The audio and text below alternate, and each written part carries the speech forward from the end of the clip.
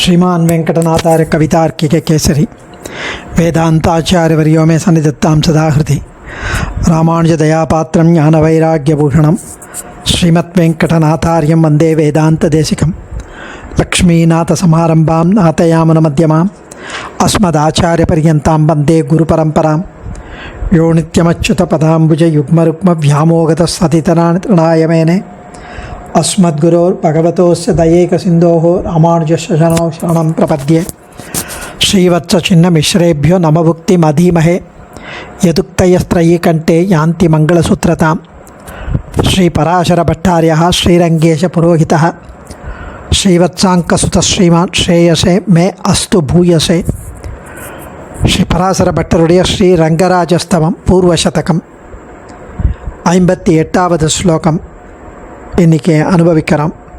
இந்த ஸ்லோகத்தில் சுவாமி ரங்கநாதன் சந்நிதிக்கு உள்ள நுழைகிறார். இதோ பரிஹி பஞ்சப்பராஞ்சிகானி பிரத்யஞ்சிதானி ஸ்புரிதோந்தரித்தம் ஔபாதிகேபியோ நிருபாதி போக்யே பிரத்யாஹரத்வேத்ரவரம் व्रजामि இதோ பஹி பராஞ்சிகானி பிரத்யஞ்சிதானி ஸ்புரிதோந்தரித்தம் ஔபாதிகேபியோ நிருபாதி போக்யே பிரத்யாஹரத் வேத்ரவரம் व्रजामि.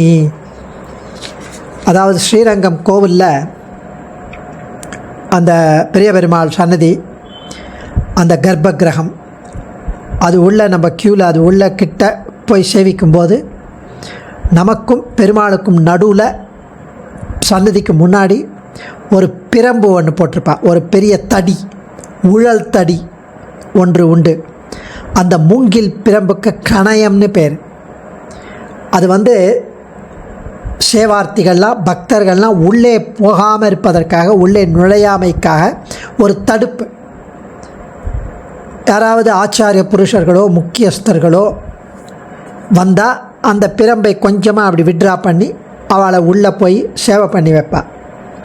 அந்த கணயம் எனப்படுகிற பிரம்பை இந்த ஸ்லோகத்தில் துதிக்கிறார். நமது செவி, வாய், கண், மூக்கு, உடல், மெய், வாய், கண், மூக்கு, செவி, இந்த 5 ஞானேந்திரியங்கள் இதெல்லாம் நம்ம இங்கே வருவதற்கு முன்னாடி உலக விஷயங்களில் செலுத்தலாம். ஆனால் once we enter into the Ranganathan சந்நிதி, இங்கு வந்தாயிற்றென்றால் ஸ்ரீ ரங்கநாதனை தவிர இந்த ஞானேந்திரியங்கள் வேறு எதிலும் செலுத்தக்கூடாது என்று எச்சரிக்கை விடுவதாக இருக்கிறது இந்த பிரம்பு. பட்டர் இதுவரை கோபுரங்கள், மண்டபங்கள் முதலியவற்றை தனது 5 புலன்களை அதில் செலுத்தினார்.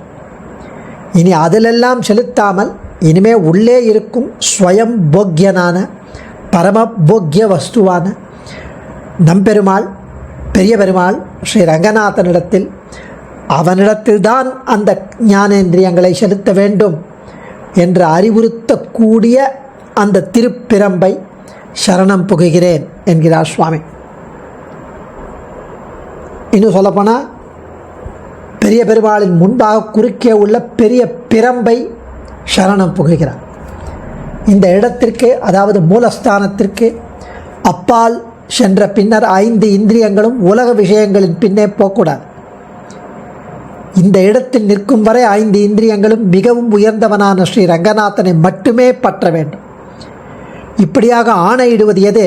பெரிய பெருமாளின் முன்பாக உள்ள அந்த திருப்பிரம்பு நமது இந்திரியங்களை உலக விஷயத்திலிருந்து மீட்டு நாம் அடைய வேண்டிய இடமான ஸ்ரீ ரங்கநாதனிடம் சேர்த்து விடுகிறது அந்த பிரம்பு. இந்த பிரம்பானது பெரிய பெருமாள் முன்பு காவலாக இருக்கிறது. யார் வந்தாலும் அவர்களது இந்திரியங்களின் உலக விஷயங்களை நாடும் தன்மை, அந்த இந்திரியங்கள் உலகத்தின் பின்னால் பட்டி மேய்த்து போகும் தன்மை என்ற நிலையை வெளியிலேயே தடுத்து நிறுத்தி பகவானை பற்றுகிற நிலை கொண்ட இந்திரியங்கள் மட்டும் உள்ளே அனுமதிக்கப்படுகிறது. அது தடுத்து இதுக்கு மேலே வெளி விஷயத்தில் செலுத்தாத பெருமாளை சேவி அப்படின்ற மாதிரி ஸ்ரீவத்சங்காச்சாருடைய அனுபவமும் ரொம்ப ஆச்சரியமான அனுபவம்.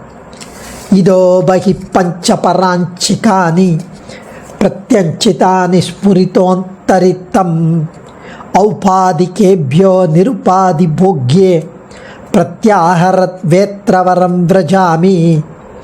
பஞ்ச காணி பராஞ்சிகானி, பஞ்ச பராஞ்சிகானி, பஞ்ச அப்படின்னா 5, காணி அப்படின்னா புலன்கள், ஐம்பொறிகள். இதஹ இந்த இடத்திற்கு, பகிஹி வெளியில், அதுதான் இந்தியில் பாகர், பகிஹி வெளியில், பராஞ்சி வெளி விஷயங்களை பற்றியவாக. இந்த 5 புலன்கள் இந்த இடத்திற்கு வெளியில் வெளி விஷயங்களை பற்றியன. ஸ்யுகு அப்படி பற்றியனவாக இருந்தது, ஆக கடவன. தானி அதே 5 புலன்களும், இதஹா அந்த இங்கு உள்ளே, பிரத்யஞ்சி பிரத்யக் என்றதின் பொருளான இந்த எம்பெருமானை பற்றியதற்காகவே ஸ்யுகு ஆக கடவது. அதே 5 புலன்கள் இங்கு உள்ளே எம்பெருமானை பற்றியதாக ஆக கடவன.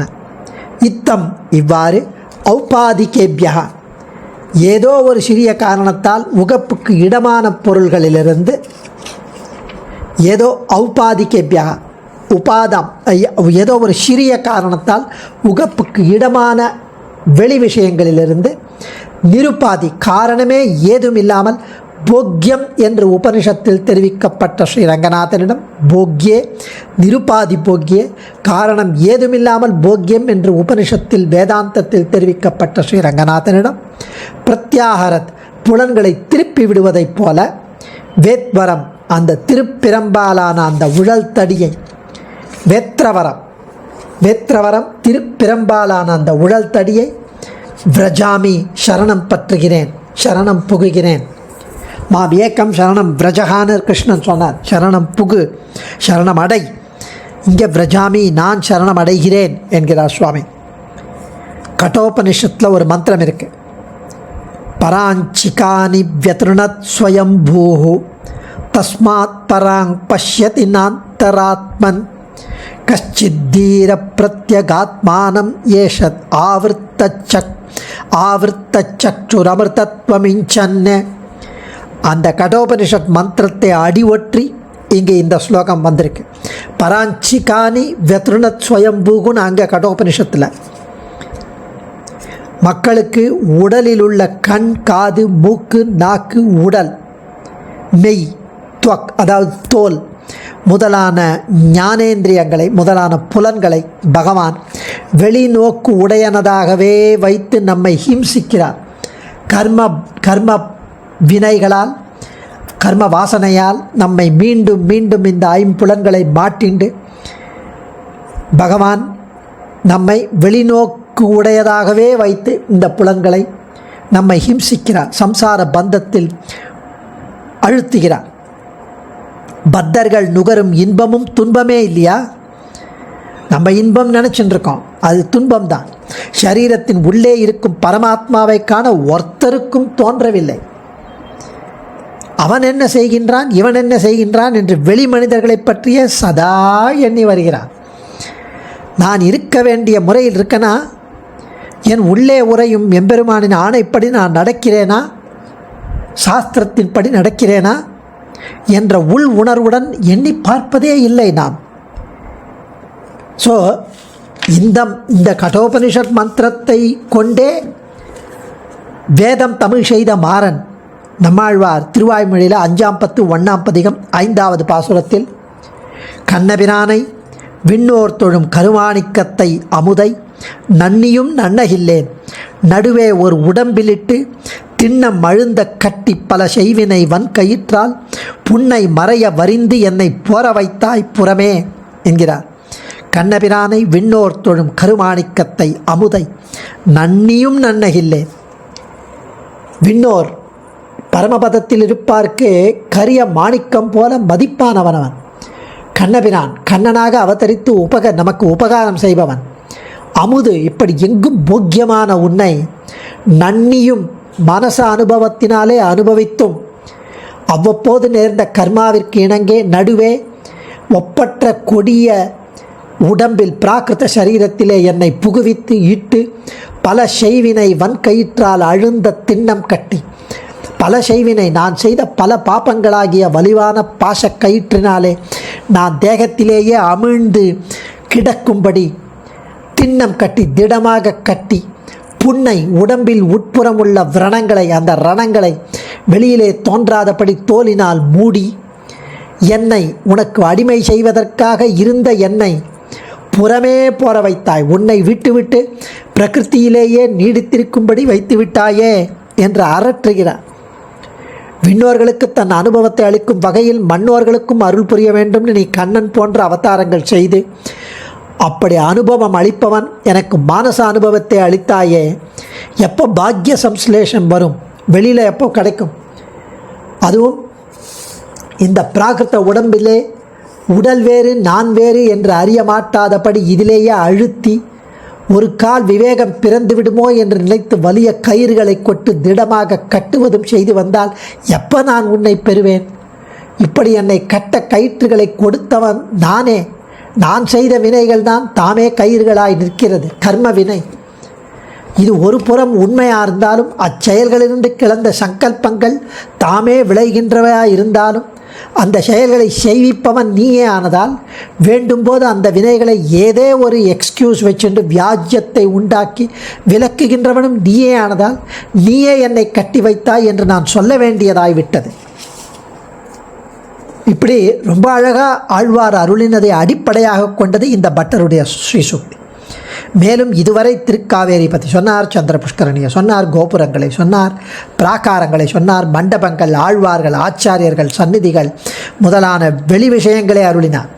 இது முதல் அரங்கநகரப்பனின் கர்ப்பகிரகம், எம்பெருமான், அவர் திருமேனி முதலான ஆந்தர விஷயங்களை. அதனால்தான் இவை பிரத்யஞ்சி என்றது அனுபவிக்கப் போகிறார். ஆனபடியால் கீழ்கூறியவை யாவும் எம்பெருமானிடம் தொடர்பு உடையவை என்றபடியால் அது ஔபாதிகங்கள்.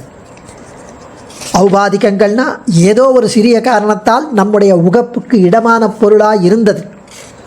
இனி எம்பெருமானை பற்றியவையே இருப்பதால் இது நிரூபாதிகங்கள். காரணம் ஏதுமே இல்லாமல் பரமபோக்கியமாய் உபனிஷத்தில் கூறப்படும் அந்த எம்பெருமான் முறைப்படியான பக்தி யோகத்தை பகவான் அடையத நாம் கை கொள்ளாவிட்டாலும் மனசில் பகவானை எப்பொழுதும் பக்தி செய்ய வேண்டியபடியால், எப்பொழுதும் அவனை நினைத்து அனுபவிக்க வேண்டியபடியால், அதற்கு தக வேறு விஷயங்களில் எண்ணத்தை செலுத்தாமல் எம்பெருமானிடமே செலுத்த மனத்தை திருப்ப வேண்டும். அது அங்கே போகும், அதை திருப்பி கொண்டு வர வேண்டும். அதுக்கு தான் அந்த கட்டை. இப்படி புலன்களுக்கு விருப்பமான சிற்றின்பங்களிலிருந்து அவைகளை திருப்புவதை யோக நூலார் பிரத்யாகாரம் என்று தெரிவிப்பார். பக்தி யோகத்தில் பிராணாயாமம் பிரத்யாகாரம். அந்த பதத்தையே இங்கே ஸ்லோகத்தில் எடுக்கிறார். பிரத்யாஹரத் புலன்களை திருப்பி விடுவதைப் போல. ஸோ பட்டிமேயும் மாடுகளுக்கு தடுக்க கையில் ஒரு தடி இருப்பது போல இங்கு உழல் தடி, அது ஸ்ரீ விஸ்வக்சேனரின் வேத்திரம் பிரம்பாகும் என்றபடி. இங்கே கர்மேந்திரியங்களை விட ஞானேந்திரியங்களை மட்டும் சொல்வதற்காக பஞ்ச என்று ஸ்ரீ பட்டர் அருளுகிறார். ஏன்னா கர்மேந்திரியங்கள் கர்மா விஷயம், கை கால் மலத்வாரம் ஜலத்வாரம் வாய் இதெல்லாம் சாப்பிட்றதுக்கும் கை வேலை செய்யறதுக்கும் மல ஜலத்வாரங்கள் இதெல்லாம் கர்மேந்திரியங்கள். ஆனால் மெய் வாய் கண் மூக்கு செவி இந்த நாக்கு டேஸ்ட்டு கண் காது மூக்கு தோல் இதெல்லாம் வெளிநோக்கை அனுபவிப்பதற்காக. ஸோ அதை அந்த ஆமை எப்படி தன்னுடைய கூட்டுக்குள்ளே அந்த ஓட்டுக்குள்ளே அந்த கால்களை இழுத்து உடலை இழுத்து ஓட்டுக்குள்ளே போகிறதோ அது மாதிரி நம்ம அந்த புலன்களை உள்ளுக்குள் இழுத்து அந்தர்யாமியோ இல்லை ரங்கநாதனையோ சேவிக்க வேண்டும் என்று கூறுவது போல அந்த கட்டை நம்மை தடுத்து நமக்கு வலியுறுத்துகிறது என்கிறார் சுவாமி. அதை சரணமடைவோம் என்கிறார். விரஜாமி வேத்ரவரம் விரஜாமி, அந்த திருப்பிரம்பாலான உழல் தடியை சரணம் புகுகிறேன் என்கிறார் பட்டர். ஆச்சாரியன் திருவடிகளே சரணம். கவிதார்க்கிக சிம்ஹாய கல்யாண குணசாலினே ஸ்ரீமதே வெங்கடேஷாய வேதாந்த குரவே நமः.